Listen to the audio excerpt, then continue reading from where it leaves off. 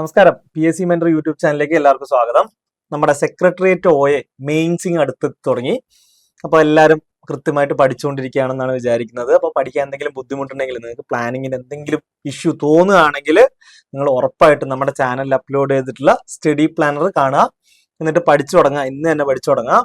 അപ്പൊ നമ്മൾ ഇന്ന് പഠിക്കാൻ പോകുന്നത് പ്രോബ്ലം ഓൺ ഏജ്. എല്ലാവർക്കും ഭയങ്കര ബുദ്ധിമുട്ടുള്ള, എന്നാൽ എക്സാം ഹാളിൽ ഭയങ്കര നമ്മളെ സമയമൊക്കെ നഷ്ടപ്പെടുത്തുന്ന ഒരു ഏരിയ ആണല്ലേ പ്രോബ്ലം ഓൺ ഏജ് എന്ന് പറയുന്നത്. അതായത് വയസ്സുമായിട്ട് ബന്ധപ്പെട്ട പ്രശ്നം. അപ്പൊ നമ്മൾ അതിന്ന് ഭയങ്കര എളുപ്പത്തിൽ എങ്ങനെ ചെയ്യാം അതാണ് നോക്കുന്നത്. അപ്പോൾ മക്കളെല്ലാവരും ശ്രദ്ധിച്ചോ. നിങ്ങൾക്ക് എന്തായാലും ഈ ഒരു ഭാഗത്ത് നിന്ന് 1 മാർക്ക് കിട്ടുകയും ചെയ്യും, മാത്രമല്ല നിങ്ങളുടെ സമയം നഷ്ടപ്പെടില്ല. അപ്പൊ അതാണ് നമ്മൾ ഇന്നത്തെ വീഡിയോ കൊണ്ട് ഉദ്ദേശിച്ചിരിക്കുന്നത്. അപ്പൊ നമുക്ക് നേരെ ക്ലാസ്സിലേക്ക് പോയാലോ. അപ്പൊ ഒന്നാമത്തെ ക്വസ്റ്റ്യൻ ഇതാണ്. അരവിന്ദിന് 50 വയസ്സും അരുണിന് 18 വയസ്സും പ്രായമുണ്ട്. അങ്ങനെയാണെങ്കിൽ എത്ര വർഷം കഴിയുമ്പോൾ അരവിന്ദിന്റെ പ്രായം അരുണിന്റെ ഇരട്ടിയാകും എന്നാണ് ചോദിച്ചിരിക്കുന്നത്. ക്വസ്റ്റ്യൻ മനസ്സിലായല്ലോ. അരവിന്ദിന് 50 വയസ്സുണ്ട്, അരുണിന് 18 വയസ്സാണുള്ളത്. അങ്ങനെയാണെങ്കിൽ എത്ര വർഷം കഴിയുമ്പോൾ അരവിന്ദിന്റെ പ്രായം അരുണിന്റെ ഇരട്ടിയാകും? അപ്പൊ നിങ്ങൾ ഇങ്ങനെ നോക്കുക. ഒരാളുടെ പ്രായം എക്സും മറ്റേയാളുടെ പ്രായം വൈയും ആണെന്ന് വിചാരിക്കാം. എത്ര വർഷം കഴിയുമ്പോൾ ഈ എക്സ് എന്ന് പറയുന്ന ആളുടെ പ്രായം വൈ എന്ന് പറയുന്ന ആളുടെ പ്രായത്തിന്റെ ഇരട്ടിയാകും എന്ന് ചോദിച്ചു കഴിഞ്ഞാൽ ഒന്നും ചെയ്യാനില്ല. എക്സിന് നിങ്ങൾ എന്തെടുക്കുക? 50 എന്നെടുക്കുക. അതുപോലെ തന്നെ വൈക്ക് നമ്മൾ 18 എന്നെടുക്കുന്നു.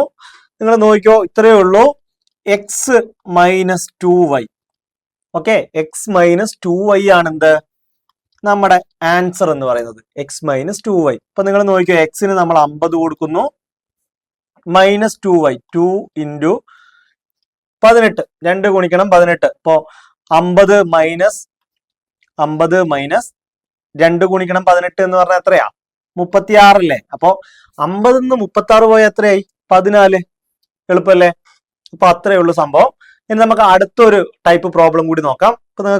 അപ്പൊ ഈ ഒരു ടൈപ്പ് പ്രോബ്ലം നിങ്ങൾക്ക് എല്ലാവർക്കും മനസ്സിലായല്ലോ. അപ്പൊ ഇതാ അടുത്ത ക്വസ്റ്റ്യൻ ഇതാ. 6 വർഷങ്ങൾക്ക് മുമ്പ് അച്ഛന്റെ വയസ്സ് മകന്റെ വയസ്സിന്റെ 5 ഇരട്ടിയായിരുന്നു. അപ്പൊ ഇതാണ് പറഞ്ഞിരിക്കുന്നത്. 6 വർഷങ്ങൾക്ക് മുമ്പ്. ക്വസ്റ്റ്യന്റെ ആ ഒരു സ്ട്രക്ചർ നിങ്ങളൊന്ന് ശ്രദ്ധിച്ചു നോക്കുക. 6 വർഷങ്ങൾക്ക് മുമ്പ് അച്ഛന്റെ വയസ്സ് മകന്റെ വയസ്സിന്റെ 5 ഇരട്ടിയായിരുന്നു. ഓക്കെ, ഇപ്പോൾ അച്ഛന്റെ വയസ്സ് മകന്റെ വയസ്സിന്റെ 3 ഇരട്ടിയാണ്. അങ്ങനെയാണെങ്കിൽ മകന്റെ ഇപ്പോഴത്തെ വയസ്സ് എത്രയാ എന്നാണ് ചോദിച്ചിരിക്കുന്നത്. അപ്പൊ നമുക്ക് എന്ത് ചെയ്യാം? അപ്പൊ ഇങ്ങനെ ഒരു ക്വസ്റ്റ്യൻ വന്നു കഴിഞ്ഞാൽ ഇപ്പൊ നിങ്ങൾക്ക് ജനറലി എന്താണ് ഈ ഒരു ക്വസ്റ്റ്യൻ പറയുന്നത് എന്നുള്ളത് നമുക്കൊന്ന് ശ്രദ്ധിച്ചു നോക്കാം. അതായത് ഇത്ര വർഷങ്ങൾക്ക് മുമ്പ് അച്ഛന്റെ വയസ്സ് അല്ലെങ്കിൽ എയുടെ വയസ്സ് ബിയുടെ വയസ്സിനേക്കാളും ഇത്ര ഇരട്ടിയാണ്. ഓക്കെ, അപ്പൊ നമുക്ക് ഇങ്ങനെ നോക്കാം. n വർഷങ്ങൾക്ക് മുമ്പ് എയുടെ വയസ്സ് ബിയുടെ വയസ്സിന്റെ ഇത്ര ഇരട്ടിയാണ്, എ ഇരട്ടിയാണ്. ഓക്കെ, ഇപ്പോൾ എയുടെ വയസ്സ് ബിയുടെ വയസ്സിന്റെ ഇത്ര ഇരട്ടിയാണ്. ഇങ്ങനെയാണ് ക്വസ്റ്റ്യൻ വന്നിരിക്കുന്നത്. അപ്പോൾ ബി ഇരട്ടിയാണ്. ഓക്കെ, ഇങ്ങനെയാണ് ക്വസ്റ്റ്യൻ വന്നിരിക്കുന്നത്. അപ്പൊ നമുക്ക് ഇവിടെ ഇതിന് n എന്നെടുക്കാം. ഈ 5 എന്ന് പറഞ്ഞതിന് നമുക്ക് എ എന്നെടുക്കാം. അതുപോലെ 3 എന്ന് പറഞ്ഞതിന് നമുക്ക് എന്തെടുക്കാം? ബി ആയിട്ട് എടുക്കാം. ഓക്കെ, ക്ലിയർ ആയല്ലോ. 6 വർഷങ്ങൾക്ക് മുമ്പ് അച്ഛന്റെ വയസ്സ് മകന്റെ വയസ്സിന്റെ 5 ഇരട്ടിയായിരുന്നു. ഓക്കെ, ഇപ്പോൾ അച്ഛന്റെ വയസ്സ് മകന്റെ വയസ്സിന്റെ 3 ഇരട്ടിയാണ്. ഇങ്ങനെയാണ് ക്വസ്റ്റ്യൻ ഉള്ളത്. അപ്പോൾ ഈ ഒരു കാര്യം ഞാൻ എഴുതാൻ പോകുന്ന ആ ഒരു ഇക്വേഷൻ ഓർത്ത് വെച്ചിരുന്നു കഴിഞ്ഞാൽ ഉറപ്പായിട്ടും നിങ്ങൾക്ക് ഈ ഒരു ക്വസ്റ്റ്യന്റെ ആൻസർ ഒറ്റയടിക്ക് കണ്ടുപിടിക്കാൻ പറ്റും. ഇതാ നോക്കിയേ, ഇതാ n into a minus 1 by a minus B. Okay, മനസ്സിലായല്ലോ. n into a minus 1 by a minus B. ഓർത്ത് വെച്ചോ. നിങ്ങൾ എഴുതി നോട്ട് എഴുതുമ്പോൾ പെട്ടിയിലാക്കി അവിടെ വെച്ചേക്കുക. ഇനി റിവിഷൻ ചെയ്യുമ്പോൾ അങ്ങ് നോക്കുക, മറക്കരുത്. ഓക്കെ, അപ്പോ നമ്മൾ n-ന് വില കൊടുക്കുകയാണ്. n എന്ന് പറഞ്ഞു കഴിഞ്ഞാൽ 6 ആണ്, a എന്ന് പറഞ്ഞു കഴിഞ്ഞാൽ 5 ആണ്, b എന്ന് പറഞ്ഞു കഴിഞ്ഞാൽ 3 ആണ്. കിട്ടിയല്ലോ. അപ്പോ 6 ഗുണിക്കണം a എന്ന് പറഞ്ഞു കഴിഞ്ഞാൽ 5 മൈനസ് 1 അല്ലെ, by a minus B. a minus B എന്ന് പറഞ്ഞു കഴിഞ്ഞാൽ 5 മൈനസ് 3. അപ്പൊ ദാ എത്രയാ? 6 ഗുണിക്കണം 5 മൈനസ് 1 എന്ന് പറഞ്ഞു കഴിഞ്ഞാൽ 4 ബൈ 5 മൈനസ് 3 എത്ര വരും? 2 എന്ന് വരും. ഇപ്പോ 4 2 തവണ 6 ഗുണിക്കണം 2 എത്ര വരും? 12. അപ്പൊ നമ്മൾ ഉത്തരം കിട്ടിയില്ലേ? 12. അപ്പൊ മക്കളെ മനസ്സിലായില്ലേ കാര്യം എങ്ങനെയാണ് പോകുന്നത് എന്നുള്ളത്? ഇത്രയേ ഉള്ളൂ. n into a minus 1 by a minus B. ഇത്രയും ഓർത്ത് വെച്ചിരുന്നു കഴിഞ്ഞാൽ നിങ്ങൾക്ക് എന്തായി ഈ ഭാഗത്ത് നിന്ന് ഒരു ക്വസ്റ്റ്യൻ എന്തായാലും ഉറപ്പായാലും വരും. ആ ഭാഗത്ത് നിന്ന് എന്തായാലും നിങ്ങൾക്ക് മാർക്ക് നഷ്ടപ്പെടില്ല. അപ്പൊ എന്ത് ചെയ്യാ, ഈ ട്രിക്കൊക്കെ നിങ്ങൾക്ക് ഇഷ്ടപ്പെട്ടിട്ടുണ്ടെങ്കിൽ നിങ്ങളുടെ സുഹൃത്തുക്കൾക്ക് കൂടി ഷെയർ ചെയ്യാൻ വേണ്ടിയിട്ട് ശ്രമിക്കുക കേട്ടോ. അപ്പൊ നമുക്ക് അടുത്തൊരു ക്വസ്റ്റ്യനും കൂടി നോക്കാം. അപ്പൊ അടുത്ത ക്വസ്റ്റ്യൻ നേരത്തെ ചോദിച്ചതിന്റെ അകത്ത് ചെറിയൊരു വ്യത്യാസമേ ഉള്ളൂ. നേരത്തെ ചോദിച്ചത് എന്താണ്, ഇത്ര വർഷങ്ങൾക്ക് മുമ്പ് അല്ലെ. ഇപ്പം പറഞ്ഞിരിക്കുന്നത് പറഞ്ഞു കഴിഞ്ഞാല് അനുവിന്റെ വയസ്സ് മനുവിന്റെ വയസ്സിന്റെ 3 ഇരട്ടിയാണ്. അതായത് ഇപ്പോഴത്തെ വയസ്സ് തന്നു, എന്നിട്ട് 8 വർഷം കഴിഞ്ഞാൽ അനുവിന്റെ വയസ്സ് മനുവിന്റെ വയസ്സിന്റെ ഇരട്ടിയാകും. ഓക്കെ, എങ്കിൽ ഇപ്പോൾ മനുവിന്റെ വയസ്സ് എത്രയാണ്? അപ്പൊ നേരത്തെ ക്വസ്റ്റ്യൻ എന്തായിരുന്നു, ഇത്ര വർഷങ്ങൾക്ക് മുമ്പ് എന്നാ പറഞ്ഞിരിക്കുന്നത്. ഈ ക്വസ്റ്റ്യനിൽ എന്താ പറഞ്ഞിരിക്കുന്നത്, ഇത്ര വർഷങ്ങൾക്ക് ശേഷം എന്നുള്ളതാണ് തന്നിരിക്കുന്നത്. അപ്പൊ ഇവിടെയും അതേ കാര്യമാണ് നമ്മൾ ഉപയോഗിക്കുന്നത്, ചെറിയൊരു വ്യത്യാസം. അപ്പോ അനുവിന്റെ വയസ്സ് മനുവിന്റെ വയസ്സിന്റെ ഇരട്ടിയാണ്. ഓക്കെ, 3 ഇരട്ടിയാണ്. ഓക്കെ, 8 വർഷം കഴിഞ്ഞാൽ ഇപ്പൊ നമുക്ക് എന്നിന് എന്തായിട്ട് എടുക്കാം, 8 ആയിട്ട് എടുക്കാം. അനുവിന്റെ വയസ്സ് മനുവിന്റെ വയസ്സിന്റെ 3 ഇരട്ടിയാണെന്നാണ് പറഞ്ഞിരിക്കുന്നത്. അപ്പൊ നമുക്ക് എനെ എന്തായിട്ട് എടുക്കാം, 3 ആയിട്ട് എടുക്കാം.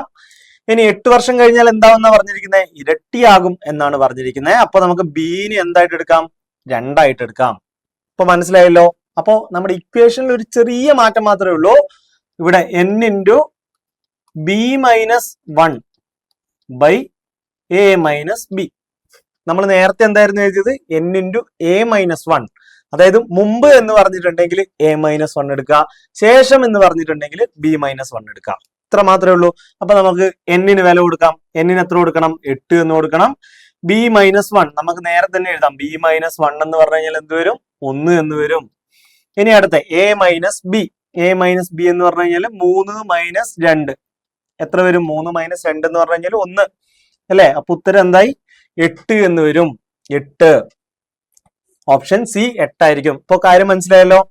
അപ്പൊ ഓർത്തിരിക്കേണ്ട എത്രയേ ഉള്ളൂ, മുമ്പ് എന്ന് പറഞ്ഞിട്ടുണ്ടെങ്കിൽ എ മൈനസ് 1 ആണ് എടുക്കേണ്ടത്, ശേഷം എന്ന് പറഞ്ഞിട്ടുണ്ടെങ്കിൽ ബി മൈനസ് 1 ആണ് മുകളിൽ വരേണ്ടത്.